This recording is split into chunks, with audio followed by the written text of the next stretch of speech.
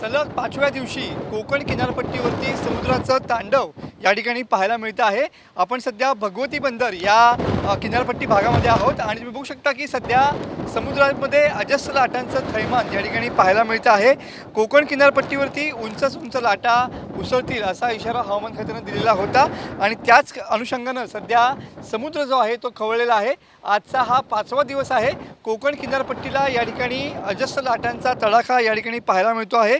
भारतीय राष्ट्रीय महासागर माहिती सेवा केंद्राकडून या ठिकाणी कोकण किनारपट्टीला या ठिकाणी इशारा देण्यात आलेला आहे। 28 जुलैपर्यंत समुद्राला मोठं उधाण असेल असा इशारा या ठिकाणी देण्यात आलेला आहे आणि हाच इशारा सध्या खरा होताना पाहायला मिळतोय। जवळपास 5.5 ते 6 मीटर उंचीच्या लाटा सध्या समुद्र किनाऱ्यावरती या ठिकाणी थडकताना पाहायला मिळत आहेत।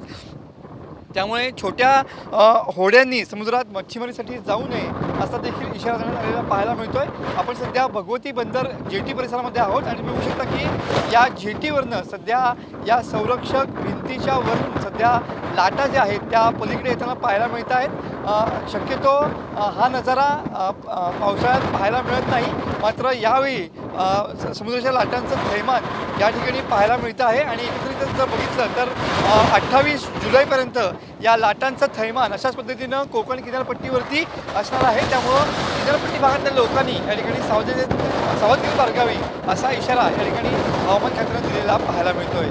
कॅमेरामन समीर गजनेसह मनोज डेले, TV9 मराठी, रत्नागिरी।